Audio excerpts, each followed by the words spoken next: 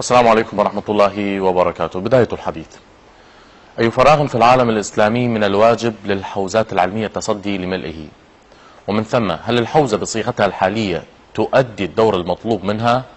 وإلى أي مدى تستجيب الحوزة لمتطلبات العصر وتحولاته؟ ومن المعلوم اللا رسوب في مراحل الدراسة الحوزوية، لأن الجميع يعتبر العمامة في نهاية المطاف. ألا يمثل ذلك خطورة كبيرة على موقعية الحوزة ككل؟ كيف تتعامل الحوزة اليوم مع الفكر الغربي؟ وما طبيعة علاقة علماء الدين مع المفكرين والمثقفين؟ ومن الأقدر على تقديم الدين بصورة أفضل؟ هذه التساؤلات وغيرها اسمحوا لي أن أبحثها بمعية ضيفي الشيخ محمد الفضلي الأستاذ في الحوزة الطالب والأستاذ في الحوزة العلمية. لك التحية سماحة الشيخ. حياكم الله. وكذلك أيضا مع السيد حسين النوري المتخصص في الثقافة الإسلامية. لك التحية سماحة السيد. حياكم الله وبياكم. حياكم الله. يعني بداية هكذا عنونت هذه الحلقة: الحوزات العلمية، قراءة في الواقع والمرتجى.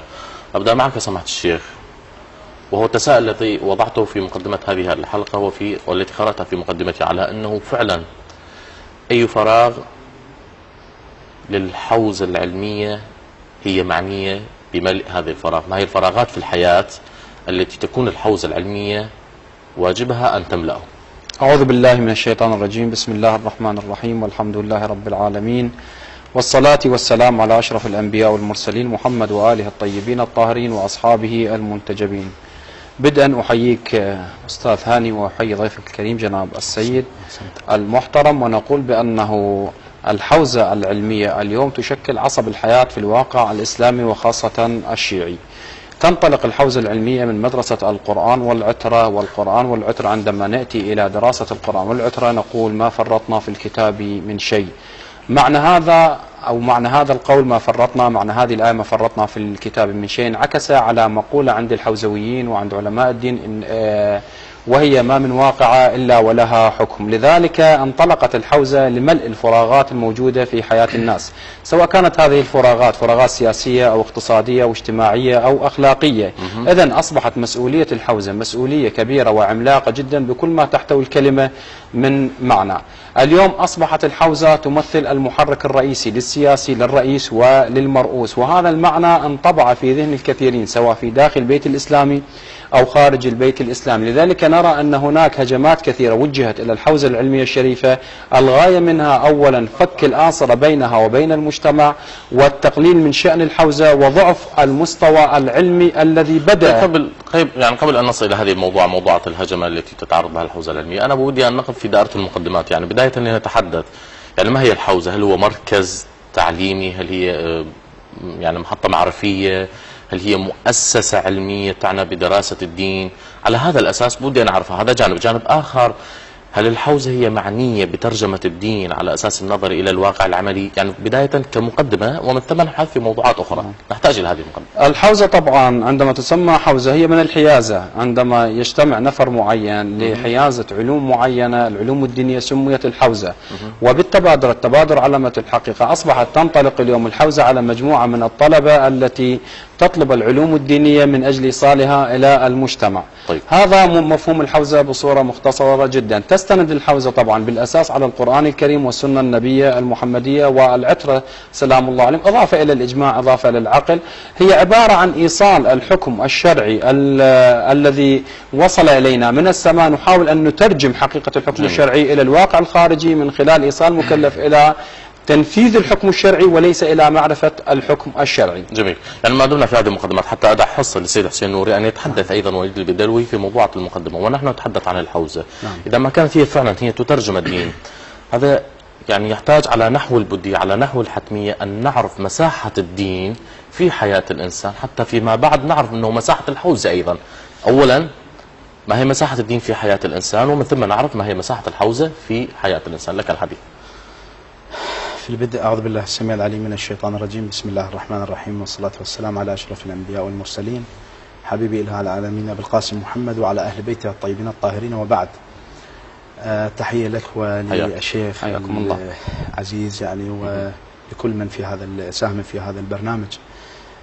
طبعا مساحة الدين هي تدخلت في يعني كل شؤون الحياة، ولذلك يعني ترجمها رسول الله صلى الله عليه وآله وسلم يعني ابتداء من الأسرة ويعني انتهاء إلى المجتمع، يعني في يعني تصرفات الفرد يعني مع أسرته مع عائلته مع حتى منامه، يعني وصايا النبي صلى الله عليه وآله وسلم حتى الإنسان قبل أن ينام ماذا يفعل، قبل أن يدخل إلى بيت الخلاء ماذا يفعل، عندما يخرج من بيت الخلاء ماذا يفعل، عندما يدخل إلى المسجد ماذا يفعل، عندما يذهب إلى السوق ماذا يفعل. تدخلت في كل يعني مجالات الحياة وفي كل مفاصل الحياة. ولذلك النبي صلى الله عليه وآله وسلم بعد ذلك يعني ترك الأمر أو أوعز الأمر يعني يعني مشورة السماء إلى الوصي علي بن أبي طالب عليه السلام، وهكذا تدريجيا إلى أن وصلت إلى ساحة العلماء. أحسنت. أنا أقف هنا بس هذه النقطة يعني هذه النقطة، لأنه الكلام يعني يبنى على أساس ما قلت. أنت قلت بأنه مساحة الدين أعود لك مع هذه النقطة. مساحة الدين، نعم، مساحة الدين مساحة كلية في حياة الإنسان. نعم. تتفق على هذه المقولة؟ نعم. بناء على هذه يا سيدي فيما بعد سوف يكون على أنه مساحة الحوزة أيضا على نحو تعريف الدين، أيضا على أنه بما أنه مساحة كلية كذلك مساحة الحوزة العلمية مساحة كلية. تتفق مع هذه المقولة على أنه الحوزة تتدخل في كل مناحي الحياة على أساس منطلقات الدين؟ طبعا بكل مناحي الحياة، لكن شنو هنالك يعني أمور جزئية. هذه الأمور الجزئية التي مثلا تركت فيها الحرية للفرد في اختيار مثلا المرشح، في اختيار الأصلح، في اختيار الأمثل مثلا لهذا الإنسان الذي يمثله مثلا في الجانب السياسي، لكن تعطي مثلا خطوط عريضة، ومن خلال هذه الخطوط العريضة هذا الإنسان يستطيع أن يختار هذه الأشياء. يعني لم تسلب كل الإرادة من هذا الإنسان، هي تدخلت يعني في أكثر الأشياء في حياة الإنسان، لكنها لا تسلب كل الإرادة من كل هذا الإنسان. تعطي يعني في دائرة المشورة، في دائرة النصيحة. ولذلك طيب أمر المشورة بينهم وكثير. لما كان الدين يحتوي على البعد النظري والعملي وهو يدخل في كل مساحة الحياة وبنظرة شمولية كلية، نعم، كذلك اليوم الحوزة العلمية تدخل في كل هذه المناحي على الصعيد النظر وعلى الصعيد العملي. أنت قلت على أنه تدخل في الأطر الكلية. نعم. اليوم هل نجد في منتجات الحوزة العلمية يعني نظرية كلية في السياسة، ندع السياسة، في الاقتصاد، في الأخلاق، في الاجتماع، في النفس، في الفلسفة، بعيدا عن هذه مجالات أيضا من ضمن طبعا هذه طبعا وسميت لدينا في أكثر بحوث الفقهاء بالمسائل المستحدثة، بخصوص مثلا التعامل مع البنك، مع الناس الذين يذهبون إلى الفضاء. طرح العلماء يعني مشاريع كثيرة يعني وأسئلة وأجوبة على هذا النحو. يعني كيفية هذا الإنسان إذا وصل إلى القمر ماذا يفعل، كيف يصلي باتجاه من، كيف ستكون هذه المعاملة. لكن أنا أود أن أجيبك على السؤال التي سألته لسماحة الشيخ. قلت الخطورة التي تمثل الإنسان بالنتيجة يجب أن يتعمم و يعني ناجح، يعني بكل الأحوال هو مثلا ناجح يعني في الدراسة. هذا أتى عليه، هذا محور فيما بعد، هذا مهم جدا. أصل هذه النقطة، لكن فقط أبقى في دائرة المقدمات لأنه هنالك إشكالية تثار. يعني إذا ما كانوا أشار سماحة السيد على أنه نعم الدين مساحته واسعة، كذلك لب الحديث هو عن الحوزات العلمية. الحوزات العلمية أيضا يقول بأنها تشارك في هذه الموضوعات، لكن على نحو مسائل وردود، على نحو الفتاوى المستحدثة. لكن أنا أتحدث عن منهجية تدرس في الحوزات. يعني إذا ما كان هنالك مقدمات ومن ثم سطوح ومن ثم مطالب أخرى إلى أن يصل إلى الدرس البحث الخارج أن يكون في المرحلة الأخيرة. كل هذه الموضوعات من عبادات ومعاملات وأصول لا نجد فيها تدخلا في موضوعة علم النفس، لا نجد فيها تدخلا في النظرية الاقتصادية، لا نجد فيها تدخلا في علم الاجتماع، لا نجد فيها تدخلا في مساحة علم السياسة. طيب وين المساحة اللي تحدثت عنها على أنه هو شامل بشمول الدين؟ البعض يتصور سيدنا بأن الحركة الحوزوية تقوم فقط بالدعوة إلى الدين، ولو رجعنا هذه المقولة ما من واقع إلا ولها حكم لرأينا أن الحوزة لا تريد الدعوة إلى الدين بقدر ما تريد أن الناس يطبقون الدين. هناك فرق بالدعوة إلى الدين وبين تطبيق الدين. ولتكن منكم أمة يأمرون ويدعون، والقرآن حافل بهذه الأشياء. الأمور التي تفضلت بها على المستوى النظري قد تكون موجودة أغلبها، هذه الأمور مثلا الدعوة إلى النظري، مناقشة النظرية النسبية أو الاقتصاد أو ما شابه ذلك، موجود اليوم تدرس، أو مثلا مناقشات لا تدرس اليوم. أنا أقول لا تدرس اليوم مثلا على هذا الواقع، على الواقع. موجود الآن، موجود لو ما موجود؟ موجود العفو شيخ. يعني وين موجود؟ الآن في يعني قبل تقريبا ما يقارب حوزة النجف 15 سنة يعني دخل دراسة علم الاقتصاد وعلم الاجتماع كدراسة أساسية في حوزة قم، يعني في النجف في حوزة النجف الآن دراسات مستحدثة، الآن منتدى النشر رجع وأرجع ويا كثير من هذه متفق عليها من كل المراجع تدرس أنا هذه الموضوعات. لا ليس من كل المراجع. عندما نريد أن نناقش طبعا نناقش، عندما نقول هذا الشيء غير موجود لا ننفي بالكلية، وعندما نقول موجود لا نثبته بالكلية، ولكن النسب متفاوتة. مثلا عندما نأتي الآن للحوزة العلمية في قم توجد عندنا انفتاح أكثر من الحوزة العلمية في النجف الأشرف. لا زالت حوزة النجف الأشرف ويقلل من شأنية هذا الانفتاح. هذا يقلل طبعا مثلا يقلل هذا الانفتاح. نحتاج إلى الانفتاح للعالم الآخر حقيقة. عندما نأتي هناك نظريات هزت العالم، مثلا نظريات محمد أراغون، نظريات مالك بن نبي، نظريات عبد الكريم سروش، هذه النظريات التي أحدثت تغييرات جذرية في صلب الدين وتأثر بها العديد وخاصة من طلبة الجامعات كما تعلمون سيدنا، تأثر بها موقف الحوزة. أنا حتى فقط أبين يعني قضية للمشاهد، لأنه الحديث لربما في هذه الموضوعات يكون فيها درجة من الحساسية. البرنامج لا يتحمل كل ما تتفضلون، ما تتفضلون هو آراء شخصية بالنسبة لكم، وأنا أحترم هذه الآراء، لكن أنا فقط أسأل هذه التساؤلات. أنا حتى أكمل هذه الندوة في هذه الموضوعات وبالتحديد ولا محظور في الكلام، لكم كل الحق. أنا أسأل هذا السؤال: إذا ما كان هناك اختلاف، البعض يرى على أنه هذه المواد المستحدثة هي موجودة تدرس، هذا يدل على أنه انفتاح الحوزة سين أو صاد، سواء كان في قم أو في النجف أو في الأزهر أو في الزيتونة. لكن السؤال هنا أيضا: هذا الانفتاح الموجود أو هذا التوسع أو هذا القبول بالمناهج الأخرى، هذا يتم بمباركة جميع العلماء أم مسألة خلافية ما بين العلماء؟ يعني هل العلماء يقبلون بالمناهج المستحدثة والجديدة أم أم لا يقبلون بذلك؟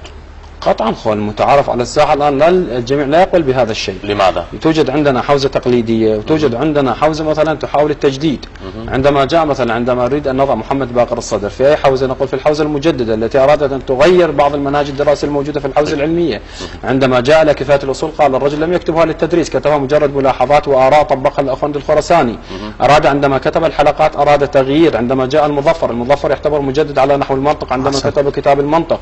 نقول خطوات تعتبر التعريف قد لا يكون مثلا جامع أو تام، هذا التعريف مالتي يقول خطوات فردية هذه. عندما نقول فقط محمد باقر الصدر فقط، حتى بجانب السنة عندما يأتي لحسن البنا، حسن البنا دعا للتغيير ولكن من خلال قوة فقط. نعم. عندما قال لو عندي كتيبة تحتوي على 300 شخص أنا أستطيع أن أغير مثلا. عندما نأتي الحركة سواء كانت في المدرسة الشيعية وفي المدرسة السنية في الحوزة السنية والحوزة الشيعية، هي حركات فردية لم تصل بعد إلى مستوى الطموح. عفوا. أبقى في أيضا في ذات الموضوع، يعني الحديث الآن هو لربما ترى يكون بمنحى النقد على أنه نحن نقبل بهذه الموضوعات لكن هو لا يلبي الطموح. أنا أبقى وأكرر هذا السؤال مرة أخرى: من يقف على دفة الهرم في الحوزات العلمية، من يقف على دفة الهرم يعني في الحوزات العلمية بلغة المراجع المجتهدين الذين لهم الرأي ولهم الحسم في هذه الموضوعات، السؤال هنا: لماذا الغالبية لا يقبل بالتجديد ونجد القلة القليلة هم من يدعون إلى التجديد؟ هل مسألة التجديد فيها إشكال شرعي؟ طبعا هو لا يوجد إشكال شرعي، لكن هنا مسألة مهمة جدا تطرحتها. طبعا نحن أود أن أشير إلى مسألة مهمة، يعني يجب أن نعرف يعني أولا أساس متى تكونت الحوزة حتى نعرف هذا الجواب. يعني أنا أقول أول مبادرة يعني سنة 36 للهجرة، عندما انتقل أمير المؤمنين عليه السلام من المدينة إلى الكوفة بعد تلك المعارك التي خاضها، انفتحت الكوفة على المدرسة العلمية، وجاء مع الإمام عليه السلام 70 صحابي من الذين قاتلوا مع النبي في بدر وشاركوا مع النبي. وبدأ الإمام يعني على منبر الكوفة يعني نهج البلاغة، يعني نهج الفصاحة، نهج الحكمة والتي هي فلسفة الآن تسمى. بدأ الإمام بهذه الروح. والثاني هو كان عبد الله بن مسعود الذي بدأ بإنشاء القراءات في القرآن، وبدأت مدرسة إضافة إلى مدرسة علم الكلام واصل بن عطاء وأمثال واصل بن عطاء. بدأ أيضا علم النحو عندما الإمام أمير المؤمنين يلتفت إلى أبو الأسود الدؤلي ويقول الكلام اسم وفعل وحرف، انحو هذا النحو يا أبا الأسود. وبدأ بعد ذلك جاء الإمام الصادق عليه السلام ايضا في الكوفه وانشا مجموعه، بس انا احاول على التجديد. انا على التجديد انا ما عندي مشكله بس يعني هذا السرد يعني في خصوصيه وشرفيه الحوزات، لكن انا حديث اليوم هو حديث وصفي لما موجود. احسن لما موجود ولا انا متفق وياك كل اتفاق على انه في هذا يعني هذا التراكم التاريخي لا يخلو من التجديد. لكن اتحدث بلغه اليوم. التجديد يعني العلماء الذين على راس الهرم لم يقفوا ضد التجديد. والدليل الشيخ محمد المظفر عندما يعني جاء بكتاب المنطق واختزل الشمسية والحاشية ملا عبد الله واختزلها بهذا المنطق، منطق مظفر من 3 أجزاء. كثير من العلماء أخذوه وإلى الآن يدرس في النجف الأشرف. جميل. وكثير من العلماء الآن ينصحون جميل. الطلبة باعتبار هذا كتاب تجديدي، وسبك العبارة ووضح العبارة بصورة يعني أوضح، فلم يقفوا يعني ولم يعتبروا هذا يعني خروج عن النص الشرعي. بصراحة أحسن. نعم بصراحة. نعم. يعني نحتاج إلى المقارنة حتى تكون اللغة قريبة إلى المشاهد. اليوم لو قارنا المنتج الأكاديمي والمنتج الحوزوي سنويا، من ينتج أكثر؟ إذا ما نظرنا إلى الأكاديمية سنويا من رسائل ماجستير ودكتوراه وتعريح دكتوراه في قبال الحوزة العلمية والحوزات العلمية، من الذي ينتج أكثر؟ نعم الصراحة أنت قلت الصراحة. أولا لا تقاس يعني طبعا البحوث باعتبار مؤسسة علمية وهي مؤسسة علمية. أحسنت. البحوث الفقهية والأصولية التي يعني تنتج يعني مجموعة من الطلبة الأكفاء. أنا الحوزة مثلا خرجت لي مثلا محمد باقر الصدر. محمد باقر الصدر هو موسوعة بحد ذاته، يعني مثلا سيد محمد باقر الصدر كم سنة؟ يعني أحسن أنا أوضح لك يعني مو بعيد بال80 يعني 80. طيب الأكاديمية أيضا أنتجت علي الوردي، أنتجت كبار آخرين يعني. لا محمد باقر الصدر يعني مثل علي الوردي تقيسه في يعني في قبال العطاء. أنا في قبال العطاء هذا عالم اجتماع، هذا عالم دين وتصدى لعلم الاقتصاد والفلسفة يعني وكثير من هذه الأمور. هذا واحد. اثنين، قبل قليل انت سالت هذا السؤال لازم اجاوبك عليه. هذا ارجع له النجاح في هذا ارجع له، هذا محور مهم ارجع له، لكن خلينا في هذا الموضوع. طبعا انا مع انا بالنسبه لي انا تتحدث على انه ما ينتج فقهيا واصوليا وكانما اختزلت الحوزه العلميه فقط في المنتج الفقهي والاصولي. لا مو انت قبل قليل اشرت في بدايه الحديث على انه شمولي والاقتصاد. احسنت. وكل شيء يعني علم الاجتماع. كثير من النظريات اللي حلتها الان المرجع. اذا انت تميل على انه لا يقاس المنتج بهذا الكم وانما بالنوع من الشخصيات. هكذا احسن. هكذا تريد القول؟ هذا واحد. احسن. مقبول سماحه الشيخ. مقبول على انه اذا ما تحدثنا عن لغه الانتاج يعني نهرب من لغة الكم نتحدث إلى لغة الكيف، نقول نحن نصدر رجالات. فعلا الرجالات تكفي في قبال المنجز المعرفة الذي يصدر من المؤسسات الأكاديمية فعلا؟ طبعا هو الإنتاج كما سأل جناب السيد، الإنتاج طبعا الأكاديمي أكثر من الإنتاج الحوزوي. الإنتاج الأكاديمي يتميز بالتنوع. الإنتاج الحوزوي يعني بالتكرار، كأنه عندما يكتبون كتاب معين كأنه تكرار لذاك، لا يأتي بشيء جديد إنما بعض الإضافات دائما، وهذا ساهم في بطء العلوم الحوزوية. عندما نتكلم الآن على بعض الأكاديميين، تكلم جناب السيد مثلا ليس هو عن محمد باقر الصدر، ولكن نتكلم عن علي شريعتي. أيضا علي شريعتي عندما وقف العلماء الآن لحد الآن من علي خامنئي وغيره يقفون وقفة إجلال لعلي شريعتي، وهو رجل أكاديمي مثلا موجود هنا. إذن الأكاديمية لا إشكال يرد على السيد. لا ليس إشكال، ولكن هو ابن من علي شريعتي؟ ابن المؤسسة الأكاديمية، ابن المؤسسة الحوزوية أول مرة. أبوه رجل الدين معروف أيضا في لا أنا ليس أرجع يعني نقطة حساسة جدا. وهي لماذا الأكاديمية أنتجت هذا الإنتاج والحوزوية لم تنتج هذا الإنتاج؟ المشكلة عندنا الإنسان بصورة عامة سواء كان حوزوي أو غير حوزوي، إذا كان هناك عليه رقيب أو مسؤولية يبدع، وإذا ابتعدت المسؤولية والرقابة يقل إبداعه. المؤسسة عندما أنت الآن تكلمت وطرحت وقلت رسالة الماجستير هذا مستقبل الإنسان يعتبر. تقصد بأنه يعني الحوزات العلمية لا يوجد فيها رقابة على خلاف لا توجد رقابة؟ نعم لا توجد. تستطيع أن تنتقل أينما شئت، ترتدي العمامة. هذه حرية لو سلبية تقاس؟ لا مساحة من الحرية. أنت في اختيار مو سلبية. في اختيار. أنا خلنا أقدم لك هسه على المنتج هسه. فالحوزة العلمية عندما نأتي تريد أن إذا أردنا أن نقف بالحوزة العلمية خطوة إيجابية نحو الأمام، علينا أن نستفاد من الحركة الأكاديمية حقيقة. في السابق عندما نرجع خطوة إلى الوراء نرى أن الأكاديميين مثل هذا أستاذ منعم الذي التقى بالتيجاني وأرشده إلى الحوزة كان داعية إلى الحوزة. الآن يوجد نوع من الفتور بالعلاقة بين الأكاديميين. أنا لا أتكلم عن نحو الجزئيات ولا عن نحو الأغلبية. يوجد فتور حقيقة بين الإنسان الجامعي وبين الحوزة العلمية. قلما نرى دكتور أو أستاذ جامعي يوجد عند أحد المراجع. لماذا؟ لأنه حدثت حقيقة فتشرخ بين هذه المؤسسة وبين هذه المؤسسة. البعض هكذا يقول بأنه الفكر الديني أو مثلا المتصدين يعني للمنظومة الدينية وكانما تكون هنالك هو ينظرون بتعالي الى المؤسسه الاكاديميه كما ينظر سماحه السيد الان، وهكذا يقول على انه محمد باقر الصدر هو يعني بعظمته وبالمنجز لربما يعني يتجاوز على الوردي ويتجاوز شخصيات لا بالعكس الوردي استاذ. فبالتالي هذه هو يعني الرجل حتى اوضح يعني انا هذا طبعا هو انت الان يعني مرات يعني قرأت أفكاري خطأ يعني من خلال يعني هالسلام. خلي أوضح. أولا تتفق مع ما قاله سماحة الشيخ؟ طبعا أولا الحوزة العلمية الآن يعني هنالك مشاريع للتوأمة بين الحوزة وبين الأكاديمية، وأنا طبعا أحد الذين يمشون بهذا المشروع بين التوأمة بين جامعة بغداد وبين الحوزة العلمية في النجف الأشرف. أنا أحد أصدعات. هذا يدل على أنه سابقا ماكو توأمة بحيث هسه يلا ندعو لتوأمة. وين أكو تستطيع وين تستطيع يعني توأمة في زمن 35 سنة من الظلم والاضطهاد والرقابة، وممنوع رجل الدين يلتقي بالأكاديمي أو الدكتور أو يعني الشيخ عارف البصري رحمة الله على روحه، هو استطاع أن يصل إلى مجموعة من الطلبة في جامعة بغداد، وأن يحول هاي الكتلة إلى يعني كتلة شابة ومجموعة طبعا كلهم أساتذة يعني كبار. سماحة السيد آسف على المقاطعة، يعني ترى نتحدث بلغة توعوية، فبالتالي رجل الدين يسعى إلى الذهاب إلى المراكز المعرفية الأكاديمية، فبالتالي يمارس هذا العمل. لكن أنا أتحدث عن تلاقح معرفي يوجد فيه فاصل. نعم. أنا بعمر المنتج الديني، بعمر منتج الحوزة العلمية، ما وجد الدرس من الدروس اللي ياخذوها الطلبة في الحوزات العلمية هو المنتج تابع لشخصية أكاديمية، وإنما تأليف السيد فلان والشيخ فلان والمرجع الفلاني وإلى آخره. لم نجد على سبيل المثال بأنها تدرس مقاصد الشريعة لطه جابر العلوان على سبيل المثال، وهو رجل أكاديمي لم يدرس في الحوزات العلمية. هذا هنا يكون نقطة الشر. أنا آسف، لربما هذه الصراحة تكون فيها إشكال، بس خلينا نتحدث بصراحة.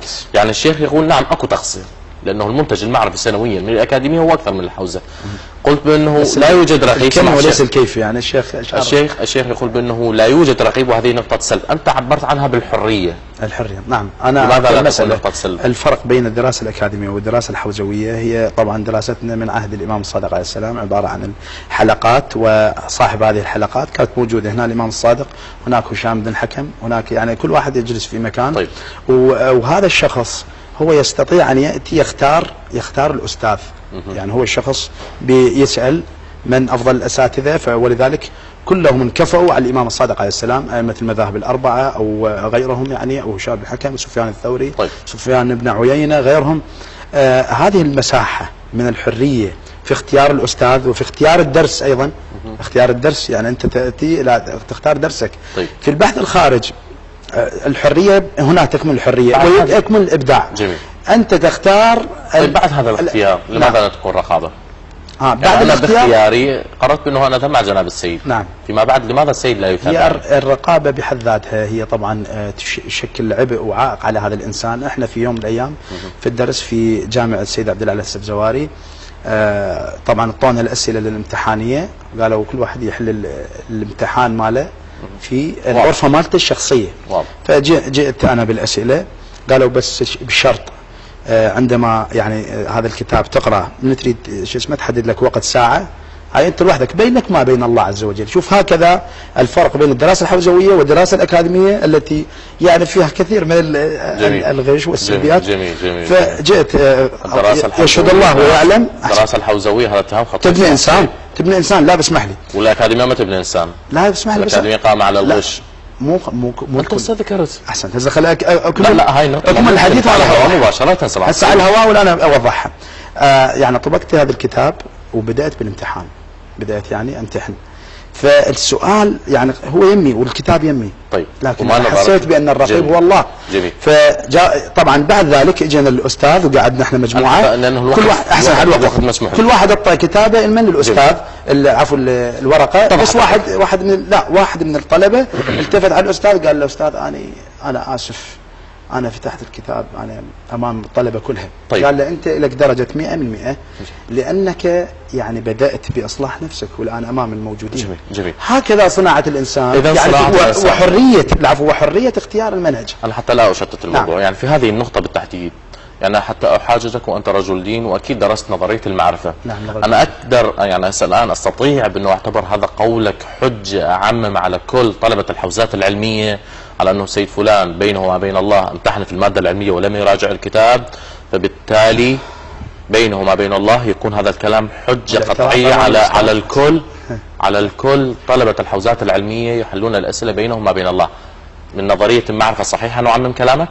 التجربة اللي انت خضتها انت يعني يجب ان انت على انه انت لا تقول يجب ان الانسان يكون عليه رقابة، لا مو واجب. لا جاوبني بس هو هنا بدات البراشيم والغش. اليقين. احنا الان في نص الجامعه، انا في انا دخلت جامعه. اليقين المعرفي يعمم.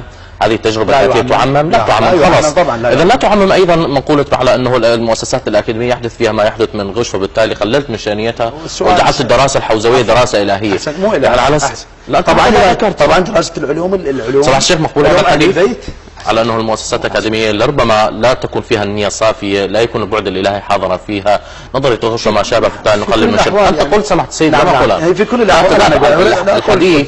الحديث دافع عنه سمحت السيد. نعم. في قبال المؤسسة الحوزوية نقية بنقاوة الماء العذب، لا يوجد فيها غش، لا يوجد فيها قلة معرفية، الكل بينه وما بين الله، على خلاف المؤسسة الأكاديمية. مقبول هذا الحديث؟ طبعا السيد عندما أراد أن يقول أن النسب متفاوتة مثلا عندما فقط نحن نعطي العصمة للمعصوم سلام الله عليه، ولا النفس والهوى والشيطان والدنيا تحاول أن تتحكم بالإنسان في خلواته وفيها، وخاصة التحكم في الهوات يعني فقط بالمؤسسات الأكاديمية؟ لا قطعا في الكل، ولكن النسب عندما عندنا حديث النبي وضح في النظرية قال إذا فسد العالم فسد العالم، فالشيطان يكون هدفه العالم. لذلك قال صنفان العالم فقط العالم عالم دين؟ لا قطعا لا قطعا. جميل. حتى العالم الأكاديمي لا العالم الأكاديمي كاد المعلم أن يكون رسولا، هو صاحب رسالة بالفعل صاحب. نحن الآن ندين إلى الأساتذة الأكاديميين ووصلنا للحوزة عالم في ابن إنسان تربية. بناء على كلامك لا، فقط اللي دارس حوزة علمية هو ناقشنا لا ناقشكم اثنيناتكم ما عندي مشكلة. سيدنا العفو، عندما قرأنا العلوم الحوزوية الدينية فهي بفضل الأكاديمي، لأننا درسنا الابتدائية والمتوسطة والأكاديمي، فهو الخطوة الأولى كانت للأكاديمي. جميل. وكل شيء يأتي بعد شيء يكون فضله لهذا الأستاذ الأكاديمي الذي سهر وتعب عليه هذا الأستاذ. لا نحاول أن نبخس الناس أشياء، ولكن نرجع إلى موضوعنا حتى لا نشر بعيدا. نقول هناك تقصير في الحوزة العلمية الموجودة، وخاصة في النجف الأشرف هناك تقصير على مستوى القيادات هناك تقصير على مستوى طلبة العلوم الدينية. قيادات يعني مراجع؟ نعم على مستوى مراجع. هناك تقصير. هناك لا البعض لا يسمح بالانفتاح على العلوم الأخرى وعلى العالم الخارجي، يعني متخذ طريقة الحيادية كأنه أو الابتعاد، لأنه كما تعرف من أحد أساسيات مذهب التشيع هو التقية، وأصبحت التقية حتى بيننا نحن عندما لا أن نحتك بالطرف الآخر. عندما صدر الفيلم المسيء للنبي محمد صلى الله عليه وآله كانت المؤسسة الدينية الحوزوية يعني آخر المؤسسات من حاولت أن تدافع عن النبي صلى الله عليه ولم تدافع بالمستوى المطلوب. وعندما نرجع إلى المستوى الأكاديمي نرى أن الشعوب مثل الدراسات الأكاديمية حاولوا أن ينزلوا مقالات في شخصية النبي صلى الله عليه وآله. هذا ليس طعن، ولكن نحاول أن نصل إلى ثمرة، لا تكامل بدون نقد. نحاول أن نصل إلى ثمرة إيجابية. ولكن لماذا؟ سيدي الفاضل، عندما نرجع إلى الوراء نرى بأن الحقبة التاريخية التي عاشها الشعب العراقي على مستوى رجال الدين والمؤمنون خاصة والأكاديميين كانت تمر بمرحلة مظلمة جدا في عهد البحث الكافر. ولدت انعكاسات على هذا الجيل. لا تستطيع أنت تدرس علم نفس، الطبع يسرق عندما يجلس فلان مع فلان يسرق. أصبح هناك لحد الآن الناس تخاف مثلا من عنوان الفلاني، عندما يرى رؤية معينة يفزع منها. لماذا؟ آثار التاريخ اللي 35 أو 40 سنة لا زالت مترسبة في نفوس رجال الدين وطلب الأكاديميين. أنت تعرف بأنه كانت منظار الحكومة الماضية حكومة البعث كانت على الرجل المثقف، سواء كان مثقف دينيا أو أكاديميا.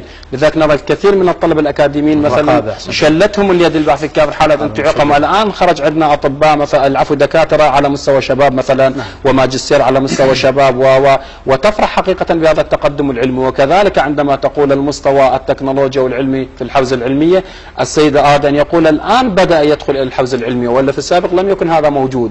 ولكن هذا الآن لا تستطيع أن تحدث تغيير كل بين ليلة وضحى. لنكون واقعيين، يحتاج إلى فترة من الزمن. مثلا عندك جامعة الصدر الدينية لا تقبل غير الأكاديمي. الذي يريد أن يدخل الحوزة العلمية مثلا جامعة الصدر الدينية يجب أن يحصل عنده دبلوم أو وهذا مزج. ولكن الآن تأتي الثمرة. لا تطالبني بالثمرة الآن، خلينا نثبت الأرضية أو القاعدة وبعدين تأتي الثمار. لذلك أنا سألت بأنه هذه المشاريع التجديدية التي يعني لابد أن تستحق الوقفة، لكن أسأل بأنه وسألت سماحة السيد على أنه هذه تلقى يعني مقبولية من كل المراجع من يقف على دفة طبعا لا تلقى. أنا أقول هذا نناقش في موضوع آخر. كذلك أيضا مجموعة تساؤلات في هذا المحور حتى لا ينتهي بنا الوقت. أيضا البعض يسأل هذا السؤال بأنه لماذا نجد بأنه المراجع من يقف على دفة الحوزات العلمية القيادات أنت سميتم هكذا المجتهدين عبر عن الناشط بهذه التسميات، لماذا نجدهم في عزلة دائما عن المجتمع؟ هل هذه العزلة لها تجديد تاريخي؟ لماذا هذه الكاريزما المفرطة لربما البعض هكذا يسميها؟ لا استطيع ان اجيبك يعني. البعض يبتعد عن مثلا عن المجتمع، مثلا عندما المجتمع يكون غير مؤهل مثلا لتقبل اوامر القيادات الدينيه. الان الامام المهدي سلام الله عليه يعتبر المرجع الاعلى، آية الله العظمى الامام الحجه بن الحسن. لماذا مبتعد؟ لانه القاعده لم تصل المستوى المطلوب لتطبيق الحكم الشرعي او لاستلام التكليف. هذه احد الاسباب التي دعت بالحوزه العلمي ورجال الدين الى الجلوس في بيوتهم مجرد على الدرس واعطاء بعض المؤلفات وتخريج رجال دين يذهبون هنا وهناك للتبليغ. المرجع لم يكن معزول في هذا تأويل؟ هذا ليس تأويل، لم يكن معزول عن القاعدة، ولكن البعض يرى الحيادية. مسألة تشظ الحوزات وتشظ المرجعيات، عندما يقول مرجعية فلان مرجعيتي، تارة تكون على نحو الإيجابية عندما الاختلاف أمتي رحمة كذا، تنوع العلوم كما بين السيد بأنه شاب بن الحكم كان يجلس هنا والإمام الصادق كذا، وتارة تكون على نحو السلبية عندما لا تكون هناك مؤسسة حوزوية تحاول لم الشمل كما يحدث الآن في العراق. نحتاج إلى مؤسسة حوزوية. عندما يخرج بيان صادر من مؤسسة النجف تأخذ بعض المراجع المعتبرين مثلا، والكثير من الفتن سيقضى عليها. وإلا إذا أريد أن ترى واقع الحوزة الآن واقع مراجع الدين، انظر إلى الشارع بملتزمه بغير ملتزمه يرجع للحوزة العلمية. الكثير من الفتن بسكوت العالم بحيادية العالم استطاع أن يقضي على الكثير من الفتن. والآن أنت ترى الذي يقف خلف الميكروفون من الآن يقف بالجهة المقابلة؟ هو رجل الدين. أحسنت. إذا رجل الدين يحاول أن يؤجج الموقف لما له تأثير على الساحة. مراجعنا البعض لا أقول لك إيجابية 100%، طيب. ولكن أقول فيها حركة إيجابية نسبة معينة وحركة سلبية. لماذا؟ لأن النبي يقول إذا ظهر الفساد فليظهر العالم علمه وإلا فعليه لعنة الله. إذن في هذه الفتن على الإنسان يتحرك نحو حتى يأخذ بيد الأمة نحو الطريق السليم، ولكن على نحو العمومية أنا أجلس في الدار وأغلق الباب مجرد للدرس والفتوى واستلام الحق الشرعي، هذا سلبي. هذا سلبي. ذاك ترى بأن محمد باقر الصدر عندما رأى الظلم يفتك بالعراقيين، وكان العراقيين في غفلة قاتل، لم يعني أنياب البعث لم تظهر بصورة تامة، أراد أن يحذر، ولكن تحذيره لم يصل إلا لحد هذه اللحظات. الآن وصل تحذير محمد باقر الصدر.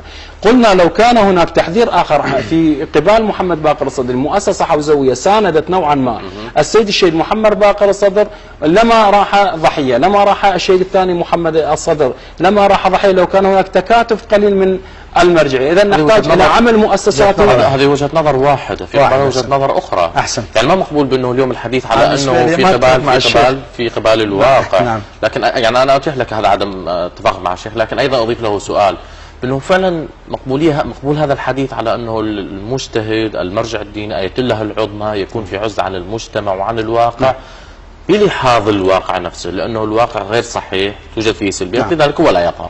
صحيح؟ هل أستطيع أن أجيبك بجواب يعني واضح؟ أنت ترى كل الحديث لك. أحسنت. أنت ترى بمنظورك يعني بأن العالم هو في عزلة. العالم ليس في عزلة. العالم المجتهد عندما يعني ذكر سماحة الشيخ بأن فعلى العالم أن يظهر علمه كما يقول الإمام الصادق الباقر أمير المؤمنين عليه السلام. العلماء يعني بعد أن يصل إلى مرحلة الاجتهاد والمرجعية يعني طبعا يؤلف الرسالة العملية. بعد الرسالة العملية يبدأ عبادات ومعاملات. عبادات المعاملات ليس يجوز ولا يجوز، تدخل كل مراحل الحياة، الأمر بالمعروف والنهي عن المنكر، هذا وينهن؟ لأن في كل شريعة الحياة تدخل في كل المفاصل. مساحة دينية بحتة. أحسنت.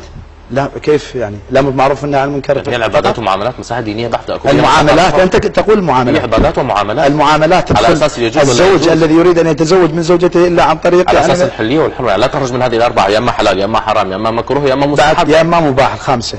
طيب زين. جميل. خمسة شو اسمه الأحكام هاي طبعا 5 تنقسم. فأنا أقول مسألة مهمة جدا. أنت ترى أو بعض الناس يرون بأن العالم هو في عزلة، في حين هاي الحوزة التي ترونها في عزلة. يعني أستاذ السيد الخميني مثلا أخرج لنا هذا السيد الخميني، الناس هم كانت تتهمه في عزلة وكذا، وهو يقول أنا كل بركاتي من أستاذ يعني الرجل الذي وهو صنع له الآن 80 مليون نسمة، يعني حررهم من ذلك الشاه الدكتاتور الذي حتى قتل المفكرين من ضمنهم الدكتور علي شريعتي رحمة الله عليه، أو الشيخ مرتضى المطهري المفكر، أو السيد بهشتي أو غيره، أو باهنر، أو مفتح الشهيد مفتح. هذه نحن نراها مثلا في عزلة، في حين هي ليست في عزلة الآن. أي أزمة. نموذج خم تحدث لي عن نموذج النجف هي التي أخرجت 14 سنة السيد الخميني. تجد العلماء يوميا موجودين في المساجد ويلقون دروس موجودين. السيد الخميني يعني أنت الآن في حوزة النجف. الآن السيد الخميني كان في النجف 14 سنة في النجف. بعيد عن السيد الخميني، حوزة النجف اليوم حوزة النجف العلماء يظهرون. طبعا السيد الشيرازي كان في الشيخ الشيرازي كان في المراجع الأربعة تنباك. المراجع الأربعة الآن بين التدريس وبين طبعا الجلوس من الساعة 10 إلى الساعة 12 لملاقاة الناس، إضافة إلى هذا طبعا الاهتمام طبعا، وكذلك السياسيين الآن واقفين على أبواب المرجعيات. الآن كل أزمة سياسية يذهبون إلى المرجعية. مو عزلة؟ أنا لا أسمع الناس تروح لهم يعني هم ما يطلعون. عفوا بس اوضح الشيخ يختلف من الشخص الاخر. شيخنا بس اوضح مسألة. نعم. طبعا السيد السيستان له 6 مواقع. اي عزله الان هسه افتح الانترنت بالموبايل مالي، اي سؤال عندي اسال السيد، اي مسألة سياسية في خصوص الانتخابات او في اي شيء يجاوبني السيد، سواء السيد السيستاني او الشيخ البشر نجفي او الشيخ الفياض او اللي قبله مثلا او السيد محمد سعيد الحكيم او اللي قبله عفوا. هذه المرجعيات السيد الخوئي مثلا اللي يقولون هم ايضا كان في عزله، في حين السيد الخوئي بحكمته يعني حافظ على الحوزه وعلى كيان الحوزه من اشرس يعني هجمه شرسه من قبل ذلك الظالم الحاكم وهو صدام. انت كما تعرف يعني كان له الدور الأسبق وهو الرائد في علم الأصول يعني كما يعرف الشيخ. جميل. يعني وهو العفو أول من فعل يعني كما يقول سيد محمد حسين فضل الله، يقول أستاذي كان أول من صنع المؤسسات الدينية التي وأخرجت محمد باقر الصدر، محمد صادق الصدر، السيد السيستان، أخرجت. نتحدث عن المراجع. أحسن. وعلى قدسية المقدسين. القدسية فقط الإمام المعصوم. جميل. يعني لكن باب الحديث مفتوح، يعني له حساسية في الحديث. مفتوح إن شاء الله يعني، بس نتحدث عن الحدود يعني ايش تقصد بالحدود؟ الحدود مثل مرات تجاوز الادب اكيد. احسنت. ولا باب النقد مفتوح، النقد الموضوع شرط.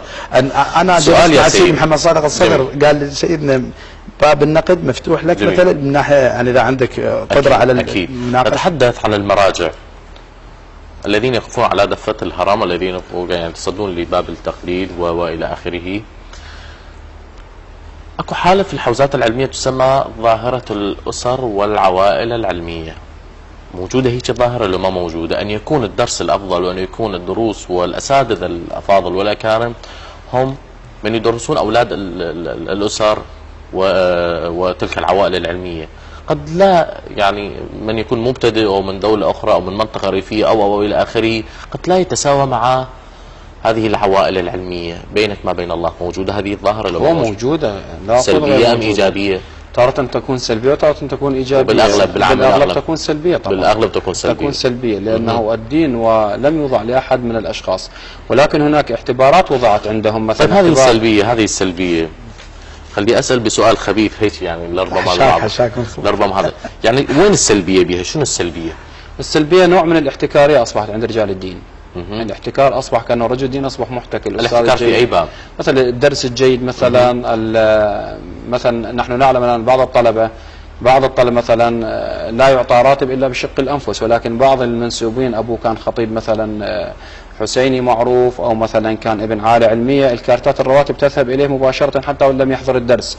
هذه موجوده حتى وان لم يمتحن. يعتبر كانه ابن فلان كانه تقديس لابيه او لاخيه او لهذه، لانه هذا يعتبر احد اركان دكتاتوريات دينيه. ليس بالمعنى الدكتاتور هذا الموجود في الاخر، ولكن هناك نوعا ما تسلط يعني اريد ان اعبر عنها بانه كانه المرجع والحاشيه مثلا هذه لها خصوصيه خاصه، والبعض الطالب الفقه اللي ياتي من الارياف يعني يحاول ان يعيش الويلات حتى يصل الى ما وصل اليه هؤلاء. هذه نوع من السلبيات الموجوده في الحوزات العلميه، ليس في العراق فقط ولا في كل كافه وحتى موجوده حتى في الدراسه الاكاديميه اذا نخرجها موجود هذا من دكتور فلان وبين فلان. هذا رساله الدكتوراه يعطونها لفلان وهو السلبيات موجوده في الازهر وفي قم وفي النجف وفي الزيتون وفي الاكاديميه في لكن بنسب. لكن هنا نتحدث موضوع الحديث هو اليوم عن الحوزات العلمية. لربما في حلقه اخرى نتحدث عن المؤسسه الاكاديميه ونبين كل السلبيات. نقول هذا حديث سيدنا على أنه هذه الظواهر التي عبر عنها سماحة الشيخ على أنه بالأغلب هي موجودة، ظواهر الأسر العلمية كيف يصح في هذا الطريق الإلهي الذي عبرت عنه فيما يعني قبل قليل؟ طبعا هو هذه يعني مو احسن ما اجامل، مو بعلم المراجع الكبار. هم اولاد المراجع. احسن انا اوضح. اولا احنا لدينا مثلا عالم مرجع يجلس في البراني ولديه حاشيه.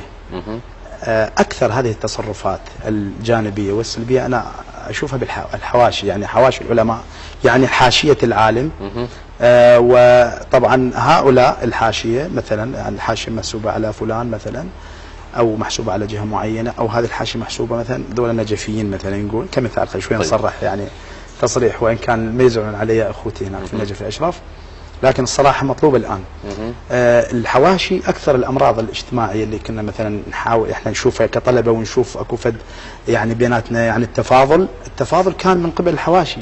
والا العالم عندما يصل له الخبر صدقني يعني ينزعج، يعني ليس بعلم المراجع. جميل جميل. لكن مثلا طبعا انت يعني تعرف يعني الحواشي هذه طبعا مرض قديم، والى الان حتى حواشي المسؤولين هي اللي تتصرف. مثلا حواشي الاكاديميين، انا موجود يعني في جامعه بغداد، اجت تجربه يعني وشفت مجموعه وترجع على الاكاديميه، تصور انه يعني لا الاكاديميه مقدسه، الاكاديميه ايضا مو مقدسه يا سيدي، طبعا ايضا في باب النار اصلا. لكن انت قبل قليل اشرت على انه الدراسه في المؤسسات الحوزويه بينك وبين الله، بينك اكيد وتحتفظ بهذا الحق، الله يوفقك، يعني تنطلق من منطلق الهي. والان انت تتحدث لي عن امراض اجتماعيه سلبيه في دائره ما تسمى في الحواشي والى اخره. طبعا ولا تكون العبارات اطلاقا يا سماحه السيد، كل شيء يدخل فيه النقد. طبعا سؤال انت اردت الاجابه عليه. البعض هكذا يقول: كل من يدخل الى الحوزه العلميه سواء ينجح بالامتحان او يرسب تحصيل حاصل، في نهايه المطاف سوف يعتمر العمامه. احسنت. صحيح هذا القول؟ صحيح. انا اوضح لك يعني طيب وابين لك الفرق. طبعا ذكرت لك قبل قليل القصه الحادثه التي انا مريت بها، وهي قضيه الامتحانات اللي كانوا يعطونا اياها، يعطونا اسئله تعمم سماحه السيد. نعم، يعطونا اسئله واحنا نروح نمتحن بالغرفه بيننا وبين الله عز وجل نمتحن. فقضيه الدرجه اولا هي طبعا هذه اشياء يعني نحن نعتبرها اشياء دنيويه، بس لكن شنو تبين مدى علميه الطالب. طيب. يعني توجه الطالب، فكر الطالب، مثلا انت شوف يعني يخلوا له هو درجه يعني تشجيعيه. طيب.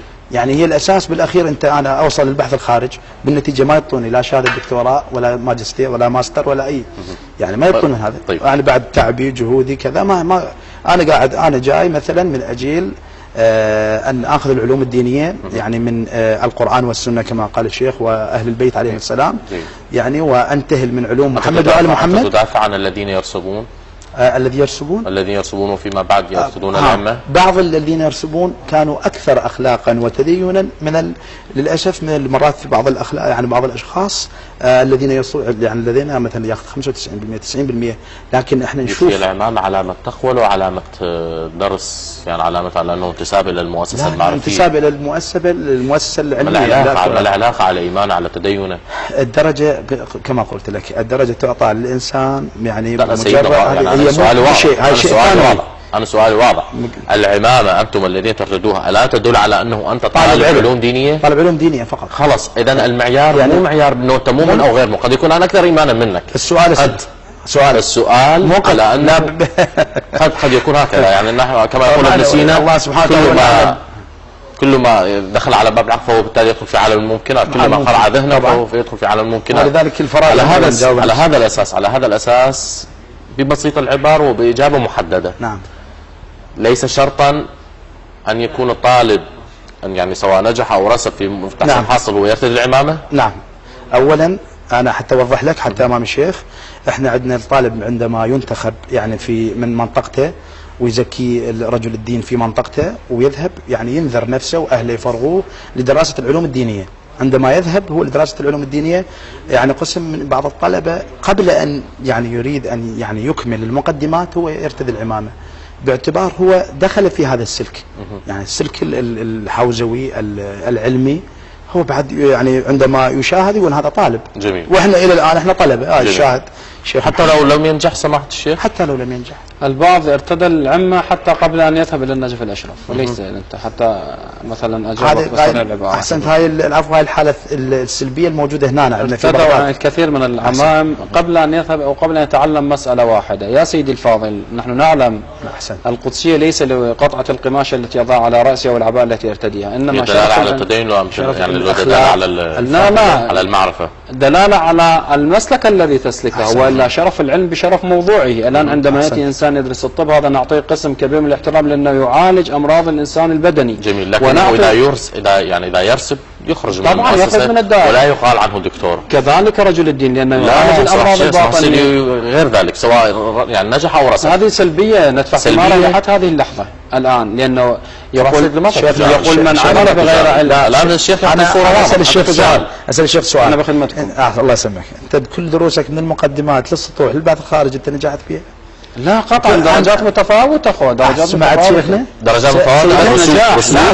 ما عنده رسوب، ما عنده رسوب. يا اكو رسوب موجود يعني، اكو رسوب كثير يعني مؤسسة. اكو رسوب. انا بيلون على يدك موجود في الحوزة يعني. لا سيدنا من رخصتك، رجل الدين ينظر اليه في الشارع الخارجي عندما يرتدي هذا الزي، لان الاثر يدل على المؤثر. احسنت. عندما يرتدي هذا الزي يتصور ولا احد يعلم، والناس تاخذ بالظواهر، والظواهر عندنا في الحكم الشرعي حجه. عندما يرون هذا يتصورون بانه يدعو الناس الى الله سبحانه وتعالى وتارك الدنيا. بس هاي يعني نسميها اسا بلغه الاعلام، يعني قطع. المفردين القطع كات. نعم. يعني وكانما المشاهد الان يرى ويستمع لاجابه سماحه السيد فيها مجامله. انت تقول لا سلب، السيد يقول سواء ينجح الطالب من يدخل هذا المسلك، سواء يعني ينجح ام يرسف بتاع حصه ويرتدع العمى، انت تقول هذه حاله سلبيه. لا عفوا سيد، انت تقول حاله اعتياديه. انت سالتني هذا السؤال، تقول هذا موجود عندكم يرتدي له، يعني سواء ينجح وما ينجح، اقول لك يرتدي عندنا هناك سلبيه ولا ايجابيه؟ لا فيها سلب طبعا، فيها سلب. انت ما سالتنا على المساله. انا اقول لك فيها سلب. وقسم من عندنا، قسم من المشايخ والساده من يرسب يعني مثلا وهو يحمل اخلاق عاليه جدا يعني، وهو يحمل يعني، لكن هذا مو مانع يعني بين بعد ما يرتدي عمامه. هذا قضيه الراتب، احنا نمتحن امتحان كذا او كذا يدري. طيب انا بما انه الوقت يعني قليل، خليني انتقل الى محور اخر، لانه الظاهر كل المحاور هي يعني تدخل في باب الاشكال، ومساله اشكاليه لا توجد فيها اجابه محدده. لا بالعكس ان شاء الله نوضح. علاقة المؤسسة الدينية، علاقة الحوزة، طبعا هي لربما لا نتفق على أنه هي مؤسسة دينية لو فقط حوزة، يعني هل ارتقت الحوزات اليوم إلى أن تصل إلى مصاف المؤسسات الدينية تلك التي تمنهج الدروس وتمنهج كل أدوات الحوزة، يعني وصلت إلى هذه المرحلة أم لا؟ لا زالت في طور البداية. إذا هي مو مؤسسة دينية، غير مؤسسة دينية. جميل. علاقة هاي الحوزات كمؤسسة يعني كنظام أكاديمي، كأنه يعني كترتيب مثلا. أي بالضبط كترتيب. لا نصل، إنما هي عبارة عن حلقات. الإنسان إن شاء يبدأ بالقطر أو بالأجرومية أو ينتقل إلى الألفية على أساس الاختيار. عندما تقول الجامعة العلمية، الحوزة العلمية نتحدث مو عن الجامعة. لا الجامعة العلمية في النجف الأشرف اللي تابعة عن الحوزات. لا نتحدث عن الحوزات، هي الجوامع هذه إنشاءات جديدة أخرى. لا هي حوزة. أصل الدروس المتعارف عليها تاريخيا هي تلك الحلقات. بس هي هذه من جزء من عندها، ما سن كلمتها يعني يدري هو. كذلك أيضا الجامعة العلمية في النجف الأشرف ايضا طروحه فضل الله هي ان تحول الى مؤسسه المرجعات. هذه طروحه جديده. انا اتحدث حتى يعني ياخذنا الوقت عن علاقه الحوزات العلميه بالفكر الغربي. البعض هكذا يقول بانه لا تخرج عن ثلاثه، يا اما علاقه كانه تحصل حاصل علاقه تجاهل ما له علاقه بالفكر الغربي وبعيد عنه ولا يتدخل به، يا اما هي علاقه عدائيه ينظر له على انه هذا غزو ثقافي فبالتالي يسقط به، يا اما هي لا على انه تكون علاقه تحدي، علاقة وجود آخر لديه منتج وعلي أن أحتك به. أي من هذه الثلاثية تتعامل فيها الحوزات العلمية؟ تجاهل، سياسة بالغالبية؟ في الأغلب. ولا يوجد تجاهل. لا يوجد رد مثلا الذي تطمح إليه أنت وأنا أطمح إليه. تتفق مع ما يقول لا الذي أوضح الموضوع يعني بس أقدر أجاوب. بس هو الآن يتحدث بلغة المراجع الكبار. المراجع الكبار سواء الأربع في النجف أو أيضا المراجع ليس 4 فقط في النجف، حتى الناس ولا مراجع عديدين موجودين في النجف. لماذا ماكو فقط الإعلام يبين بأنه 4 رسميا؟ مثلا ناس المراجع مثلا الشيخ اليعقوبي مثلا مرجع نعتبره وهو ليس من ضمن ال4 مثلا. طيب. عندنا شمس الدين الواعظي. من حددهم المراجع موجودين هنا، ولكن السياسة الآن أنت عندما تخطو خطوات، عندما سألت السؤال قبل اللي قلت هل هي المؤسسة تضع منهج بالتدريس تقصد المتوسط لا يوجد عندنا منهج بالتدريس. جميل. من شاء أن يفتح أي حلقة يفتح. عندما تقول الآن نظرتنا للغرب، أي نظرة مثلا؟ النظرة النظرة هي التجاهل، سياسة التجاهل. هاي غالبية؟ الأعم الأغلب يتجاهل، والقلة القليلة يحاول يعتبرها غزو فكري أو يحاول بنصف دقيقة صراحة سيد حتى أختم بنصف دقيقة. أنا أرى كثير يعني من محاولات الآن قسم علمائنا يعني تلاقح هذه الأفكار يجيبها ويناقشها نقاش علمي، وما عنده أي إشكالية مع المنهج الغربي أو الفكر الغربي. تمثل قلة أو أغلبية هذه الطروحات؟ قلة تمثل.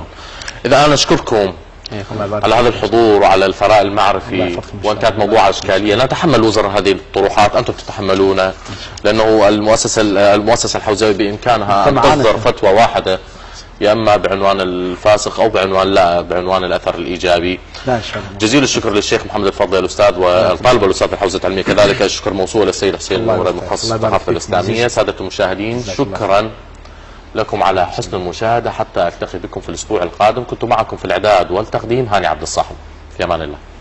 شكرا شيخ.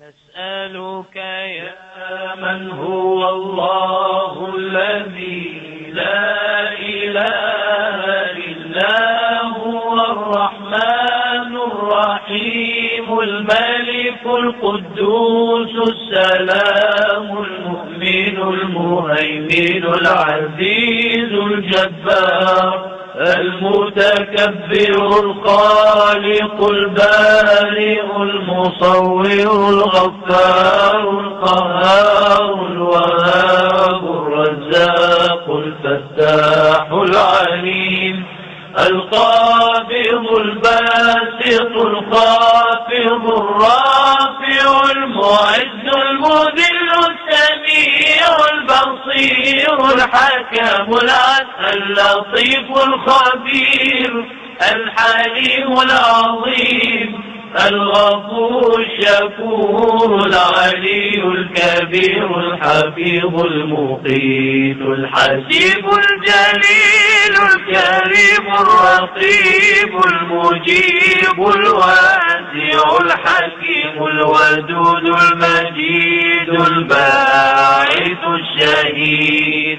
الحق الوكيل القوي المتين الولي الحميد المحصي المبدئ المعيد المحيي المميت الحي القيوم الواجد الماجد الواحد الصمد القادر المقتدر المقدم المؤخر الأول الآخر الظاهر الباطن الوالي المتعالي البر التواب المنتقم العفو الرؤوف مالك الملك ذو الجلال والإكرام المقسط الجامع الغني المغني المانع الضار النافع النور الهادي البديع الباقي الوارث الرشيد الصبور الذي ليس كمثله شيء وهو السميع البصير.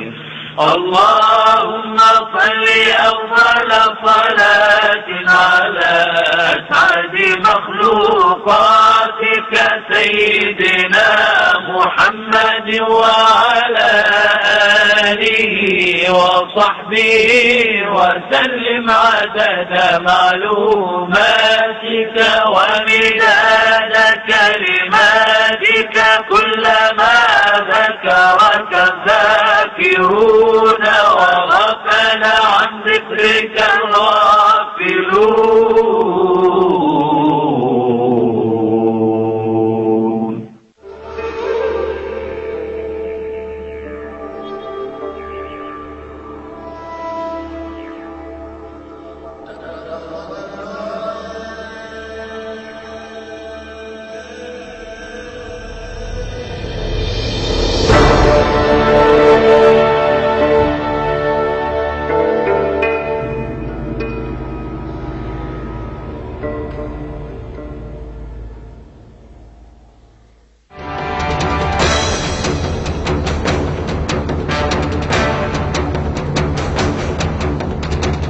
واقع الآثار في بابل، ما الذي جرى وما الذي تغير؟ آثار سرقت وأخرى نهبت. اتخذت كثكنة عسكرية من قبل القوات الأمريكية، ويبدو أن حالها اليوم ليس كباقي الأحوال. مجمل هذه التفاصيل سوف تكون في نشرة أخبار بلاد المحلية عند الساعة 7 مساء في سلسلة تقارير.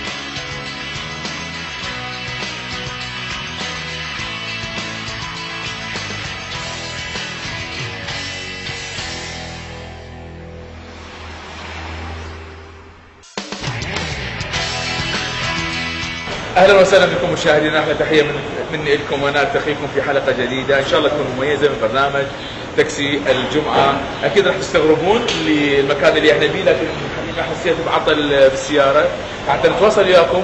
جينا لهذا الجراج حتى نصلحها، وان شاء الله نقدم لكم حلقه ممتعه من برنامج تاكسي الجمعه، كل هذا على قناه بلادي. اهلا وسهلا. السلام عليكم. وعليكم السلام. شلونك يا استاذ؟ شلون صحتك؟ ما اعرف تخيل منك حسيتك بالطقطقه بالهذا، اذا ممكن نسوي لنا اياه.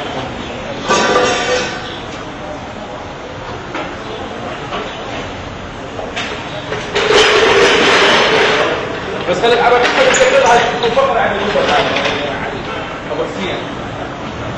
شلونك؟ يلا خلينا نشتغل ونشوف شوف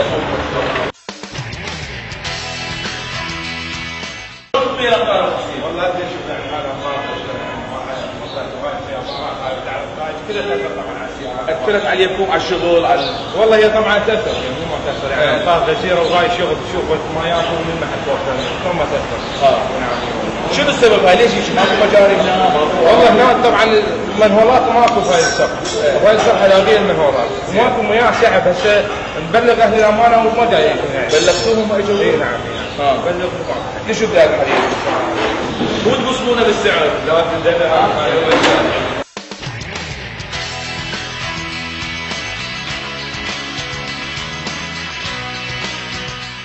يقول لك الناس التجاريه هوايه ياخذون فلوس، صحيح؟ لا ها؟ كثير من العالم التساهل العالم. بالساهلين وياهم؟ ان شاء الله. ان شاء الله قريبا من السنه. لا خلينا نروح ان شاء الله. يلا ان شاء الله.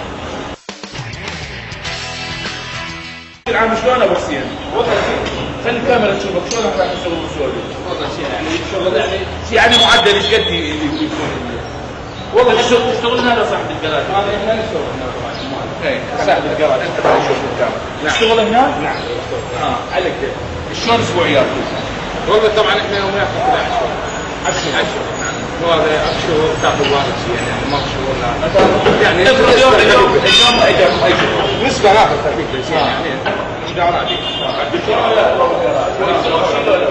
يعني يشتغلوا بس يوم تعرفوا يوم جمعة ما طالع. شو الشوف اللي يصير تتابعون اخبار ما تتابعون؟ والله يا لو مدهين بالعيش والله مدهين بالعيش هاي شوف يعني مدهين بالعيش يعني ما كان ياكل نفسه بعيد الا الليل نهائيا. ما تعرف قد يصير ما يصير تظاهرات. نسمع عن التظاهرات بس من تتابع الاخبار؟ ما تتابع. زين هسه بيصير هاي التلاوز الموسميه، شلون انتم هنا لازم اراده الوقايه ولا شنو التلاوز الموسميه؟ انت هناك عطس براح تمسح كلها ما يصير شيء ان شاء الله يا رب ان شاء الله. احنا نعرف شلون؟ شلون؟